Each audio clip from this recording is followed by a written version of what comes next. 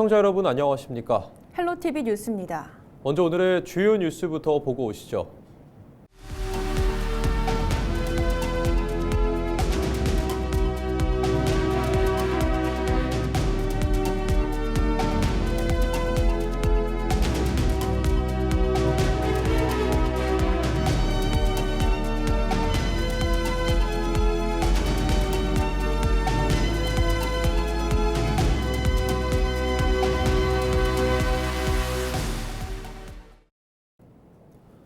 전남 광주 행정통합특별법이 국회를 통과하면서 특별시장 후보들은 앞다퉈 발전 공약을 내놓고 있는데요.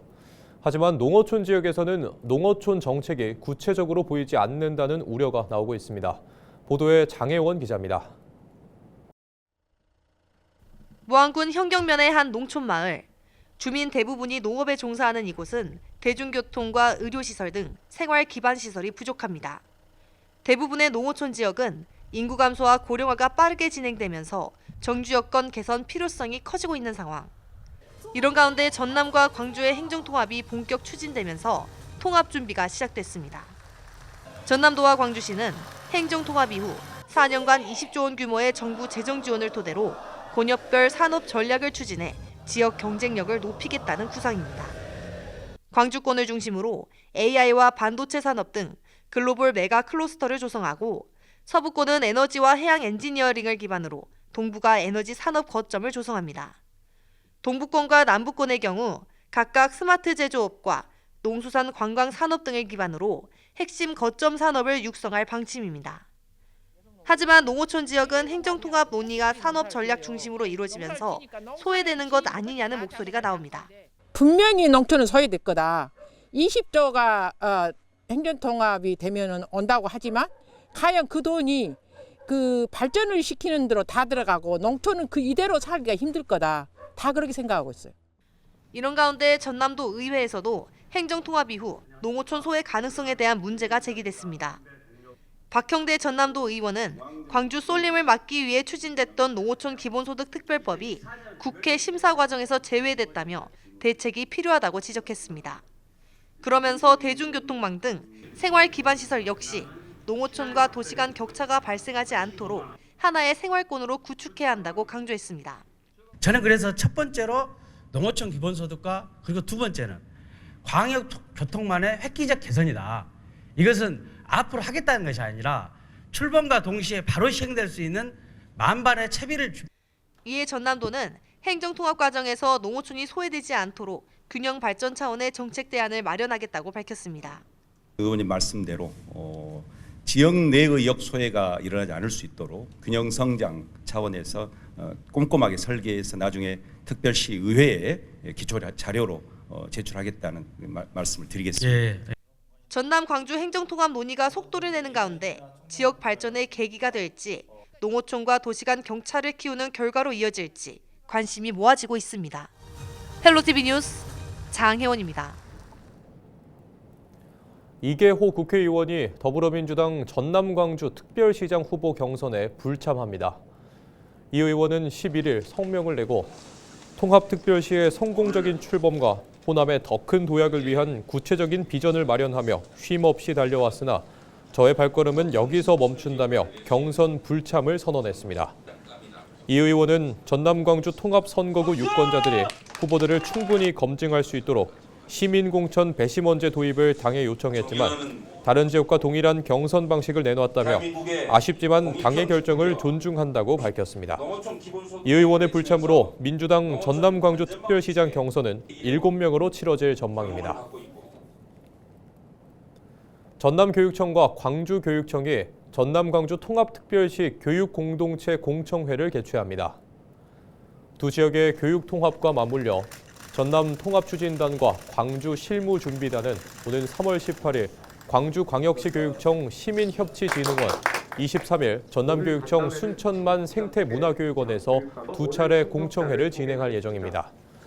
두 기구는 이를 통해 지금까지의 교육행정통합 추진 경과를 공유하고 통합교육체계 구축을 위한 교육 관계자들의 의견을 청취할 방침입니다. 전라남도 선거 여론조사 심의위원회가 6.3 지방선거를 앞두고 선거 여론조사 결과를 왜곡해 공표한 혐의로 모 예비 후보자의 자원봉사자 등 2명을 경찰에 고발 조치했습니다. 전남 여시민은 11일 이들이 모 언론사에서 특정 후보의 적합도를 3위로 공표 또는 보도한 것에 대해 일부 정당 지지자의 응답만을 단순 합산하는 등 관련 수치를 취사 선택해 1위로 표시한 카드 뉴스를 제작하고 단체 대화방 10여 곳에 게시한 것으로 보고 고발 조치했다고 밝혔습니다. 공직선거법에서는 누구든지 여론조사를 왜곡해 공표 또는 보도할 수 없고 이를 위반할 경우 5년 이하 징역 또는 2천만 원 이하 벌금형에 처하도록 규정하고 있습니다. 전국 케이블 TV 사업자들이 업계에 어려움을 호소하며 정책 지원을 촉구하고 나섰습니다. 3개월대로 지원책을 마련하지 않는다면 업계 차원의 조치는 불가피하다고 강조했는데요. 박승주 기자가 보도합니다. 한국 케이블 TV 방송협회가 정부 차원의 정책연구반 구성을 제안했습니다. 케이블 TV 업계가 구조적 붕괴에 진입한 기저에는 정책적 공백이 있다며 산업의 지속을 위해서라도 정부 차원의 지원책이 필요하단 겁니다. 이에 정부와 업계가 함께 참여하는 연구반을 구성해 3개월 이내로 정책 방향 로드맵을 마련하자고 요구했습니다. 그러나 지금 SO 산업이 겪고 있는 위기는 개별 사업자의 문제가 아니라 정책 공백이 초래한 구조적 위기라는 점을 분명히 하고 싶습니다. 각 케이블 TV SO 사업자들은 정책 연구반의 방향성을 크게 4가지로 잡았습니다. 정부의 규제 패러다임 전환과 유료 방송의 지속성 확보, 홈쇼핑 수수료 등의 대가 재원 균형 확보, 산업의 출구 전략 모색 등입니다. 특히 가장 시급하게 바뀌어야 할 정부의 정책 틀에 대해서는 허용된 것만 하게 하는 방송법의 포지티브 규제를 들었습니다. 글로벌 OTT 등 비규제 사업자와 경쟁하기 위해서는 혁신적으로 사업을 시도할 수 있게끔 규제를 풀어야 한다고 강조했습니다. 지금은 요금, 상품 구성, 편성, 영업, 모든 걸 계약, 모든 것을 법에서 정해진 대로만 해야 되고 시장 상황이 OTT나 어떤 새로운 사업자가 진입해서 상황이 변했는데도 법이 바뀌지 않는 한 여기에 있는 사업자분들은 그 법에서 정해진 대로만 해야 되는. 또 이번 간담회에선 지역 채널 의무에 부합할 만한 공적 지원책 마련의 필요성도 언급됐습니다. 케이블 TV 방송국은 허가된 사업자로서 지역 채널 운영과 지역 특화 재난방송 진행, 기초단체장 등 중앙에선 집중하지 않는 기초단위 선거방송까지도 도맡고 있는 상황입니다. 이런 책임은 지고 있지만 법적 지역방송 지위도 재정 지원도 없다며 필수 공익매체로 지정해달라고 요구했습니다. 우리 직원들은요, 축제기간이라고 스스로들 명명을 하고 있어요. 힘든 기간이지만 우리 회사가 우리 회사의 가치를 알리고 세상에 어느 방송사도 하지 못하는 그런 일을 우리가 스스로 할 수 있다는 자부심으로, 그게 저는 지역 채널의 정체성이고 가치라고 생각합니다. 한편 협회는 이번 제안을 정부가 받아들이지 않는다면 업계 차원의 조치를 마련할 수밖에 없다고 경고했습니다. 우선 방송통신발전기금 납부를 전면 유예하겠다고 밝혔습니다. 현재 방송통신발전기금은 방송사업 매출의 1.5%를 일괄적으로 부과하는 구조인데 2024년 기준 케이블 TV SO의 영업이익률은 사실상 0% 수준이란 겁니다. 지상파는 공익성을 인정받아 감면 혜택을 받고 있는 반면 케이블 TV 사업자는 적자인 곳조차 같은 유율의 기금을 납부하고 있다며 형평성 문제를 짚은 겁니다. 업계 관계자들은 통합 미디어 법제 논의가 진행되고 있는 지금이 케이블 TV 산업을 살릴 마지막 기회라고 강조합니다. 우리 일상에 가장 가까운 이슈를 조명하는 지역 케이블 TV. 소멸 위기를 앞두고 정부는 어떤 응답을 보낼지 관심이 모입니다. 딜라이브 뉴스 박승주입니다. 전남 해남군이 국가인공지능 컴퓨팅 센터 건립지로 최종 선정됐습니다. 해남군은 10일 과학기술정보통신부가 국가인공지능 컴퓨팅 센터 구축 사업에 우선 협상 대상자로 삼성 SDS 컨소시엄을 선정했고, 컨소시엄은 사업 입지로 해남의 솔라시도 데이터 센터 파크를 제안했다고 설명했습니다. 국가인공지능 컴퓨팅 센터는 올해 하반기 착공한 뒤 2028년에 완성될 예정으로 첨단 인공지능 반도체 15,000장 확보를 목표로 다양한 연구 개발과 정책 과제를 수행하게 됩니다. 전남 목포에서 친환경 암모니아 선박 개발을 위한 실증센터 조성이 시작됐습니다. 목포시는 지난 10일 대양산단 일대에서 암모니아 선박 연료 공급 실증센터 착공식을 갖고 차세대 선박 연료인 암모니아 연료의 연구와 실증에 나서기로 했습니다. 실증센터는 선박용 암모니아 연료 공급 장치 등 친환경 선박 기술 실증과 산업 경쟁력을 높이기 위한 연구 등이 진행되고 사업비 200억 원이 투입될 예정입니다. 노동계가 노조법 2조 개정 시행을 환영하며 광주와 전남 지역 원청 기업이 책임 있는 자세로 교섭에 나설 것을 촉구했습니다. 전국화학섬유식품노동조합 광주 전남 지부는 지난 10일 입장문을 내고 그동안 여수산단 원청 기업들이 하청 노동자의 안전과 임금, 고용 문제를 통제하면서도 법적 계약 관계가 없다는 이유로 책임을 회피해왔다고 꼬집었습니다. 그러면서 이번 개정법 시행을 계기로 원청 기업이 노조와 적극적으로 교섭에 임하고 고용노동부가 원청의 교섭 거부와 책임 회피 등 부당 노동 행위를 엄정하게 감독해야 한다고 강조했습니다. 순천시가 올해 첫 추가 경정 예산안으로 1조 6,886억 원을 편성해 의회에 제출했습니다. 본 예산보다 1,217억 원, 7.8% 증가한 규모로 시민과의 대화를 통해 접수된 건의사업과 생활 밀착형 민생사업이 우선 반영됐습니다. 복지 분야는 173억 원, 농업 분야는 98억 원이 각각 늘었고 시민광장 조성과 옥천, 하천 재해 예방사업 등 생활환경 개선 사업도 포함됐습니다. 예산안은 의회 심의를 거쳐 오는 27일 본회의에서 최종 확정될 예정입니다. 전남과 광주 행정통합 이후 처음으로 선출될 초대 전남 광주 특별시장 선거가 본격적인 레이스에 들어갔습니다. 더불어민주당에서만 8명의 후보가, 진보당에서는 1명의 후보가 출마하면서 물밑 경쟁이 뜨겁게 달아오르고 있는데요. 특히 민주당에서는 예비 경선부터 결선 가능성까지 한 달이 넘는 치열한 승부가 예고됐습니다. 서경 기자가 주요 후보들을 짚어봤습니다. 전남과 광주의 행정통합 이후 처음 선출되는 초대 특별시장. 지역 정치 지형을 좌우할 상징성이 큰 상황에서 민주당과 진보당에서 9명의 후보가 경쟁에 뛰어들었습니다. 먼저 현직 단체장들의 도전이 눈에 띕니다.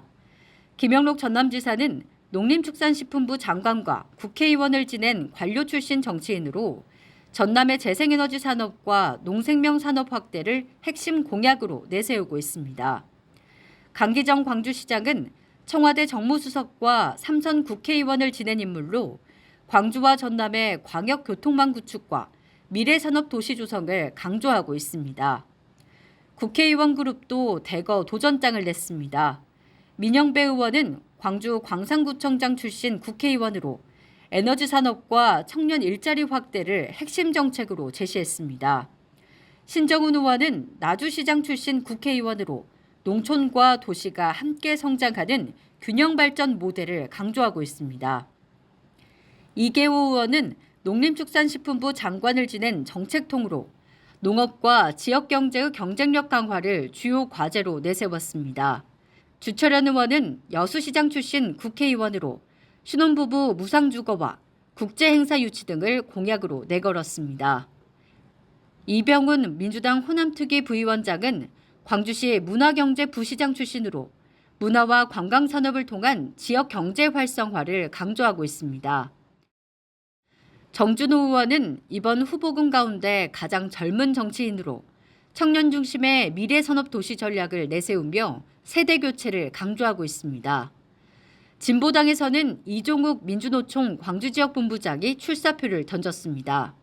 전남과 전북까지 아우르는 호남 대통합과 피지컬 인공지능, 모빌리티, 재생에너지 중심의 미래산업 육성을 공약했습니다. 후보 대다수의 정당이 민주당인 만큼 특별시장 선거의 가장 큰 변수는 민주당의 경선 방식입니다. 민주당 경선은 오는 19일부터 시작되는 예비 경선을 거쳐 다음 달 본경선이 진행되며 과반 득표자가 없으면 결선까지 이어질 전망입니다. 예비 경선은 권리당원 투표 100%, 본경선은 당원 50%와 국민 여론조사 50%가 반영됩니다. 조직력과 인지도 모두가 필요한 구조인 만큼 후보 간 연대와 단일화 가능성도 변수로 떠오르고 있습니다. 특히 광주와 전남 동서부권의 지역 기반 경쟁 구도가 형성될지도 관심입니다. 전남과 광주 통합 이후 처음으로 지역을 이끌게 될 초대 특별시장. 누가 당심과 민심을 동시에 잡을지 치열한 경선 레이스가 시작됐습니다. 헬로티비 뉴스 서경입니다. 전남과 광주의 행정통합이 급속도로 진행되면서 오는 6월 지방선거에서는 첫 통합교육감이 선출됩니다. 현지 교육감에 맞설 후보들의 움직임도 빨라지고 있는 가운데 전남 지역 민주진보 진영 후보들의 단일화 무산 가능성이 제기되고 있습니다. 보도에 송하영 기자입니다. 지난 1월 광주시민공천위의 통합 단일화 후보 선출을 제안한 민주진보 교육감 전남 도민공천위원회. 하지만 양측의 통합 협의가 지지부진하면서 최근 자체적으로 후보 단일화에 제시동을 걸었습니다. 김혜룡 전 여수교육지원청 교육장과 장관호 전 전국교직원 노동조합 전남 지부장을 대상으로 경선 일정을 조율하기로 한 겁니다. 그런데 지지율 산정 방식 등 여론조사 방식을 놓고 두 후보가 이견을 보이면서 단일화가 불투명해졌습니다. 도민공천위는 지난 9일 두 후보에게 경선 방식 등 향후 공천위 결정에 따를지 여부를 묻고 이에 동의하는 후보와 경선을 진행하겠다고 밝혔습니다. 취재 결과 장 전 지부장은 이에 동의했고 김 전 교육장은 동의하지 않은 것으로 확인됐습니다. 전남 도민공천위는 공동대표단 회의를 통해 최종 경선 여부를 결정할 방침입니다. 이처럼 후보 간 최종 합의가 불발되면서 김 전 교육장과 장 전 지부장이 경선 없이 각각 출마할 가능성이 제기되고 있습니다. 전남 도민공천위는 이후 광주시민공천위와 통합 단일화를 추진한다는 구상이지만 성사 가능성은 미지수입니다. 정성홍 전 전교조 광주지부장을 단일 후보로 내세운 광주시민공천위가 전남 광주 통합 단일화에 대해 아직까지 뚜렷한 입장을 내놓지 않고 있기 때문입니다. 이런 가운데 오는 6월 사상 첫 통합교육감 선거를 앞두고 현직인 김대중 전남교육감과 이정선 광주교육감은 두 지역을 오가며 입지다지기에 나선 상황. 전남에서는 단일화 후보를 비롯해 강수경 전 전남교육청 장학관과 고두감 목포대 교수, 최대웅 전 한국교총 부회장이 표심 잡기에 나서고 있습니다. 선거구가 확장된 한편 선거는 3달도 채 남지 않으면서 후보들의 입지다지기가 중요한 과제로 떠오른 가운데 전남 민주진보 진영 후보 단일화 무산이 선거 판세의 변수로 떠오를지 관심이 쏠리고 있습니다. 헬로티비 뉴스 송하영입니다. 감사원이 여객기 참사와 관련해 공사비 절감 때문에 콘크리트 둔덕을 설치했다고 판단했습니다. 감사원이 10일 공개한 항공안전 취약 분야 관리 실태 감사 보고서를 보면 로컬라이저는 전파 파괴를 막기 위해 활주로 최상단부보다 높아야 하는데 활주로와 종단 안전구역 등의 경사를 주게 되면 로컬라이저의 위치가 더 높아지고 결국 하중을 견디기 위해서는 기초를 더 튼튼하게 해야 한다고 봤습니다. 그러나 국토교통부는 공사비 절감을 위해 당초 지형에 가깝게 활주로 종단 경사를 허용하고 투입하는 흙외약을 줄이는 대신 둔덕 등 기초 구조물로 맞춘 것으로 분석됐습니다. 국토교통부가 무안국제공항 폐쇄 기간을 약 3개월 더 연장하는 쪽으로 가닥을 잡은 것으로 알려졌습니다. 국토부는 사고로 파손된 공항 핵심 시설 복구가 아직 마무리되지 않았고 유가족 측도 현장에서 희생자 유해가 추가로 발견되는 상황 등을 고려할 때 당장은 재개항에 반대하고 있어 4월 5일로 예정된 무안국제공항 폐쇄 기간을 추가로 연장하는 방안을 검토하는 것으로 전해졌습니다. 폐쇄 기간이 3개월 더 연장될 경우 7월 초까지 공항 운영은 중단되고 재개항은 빨라도 하반기에나 가능할 전망입니다.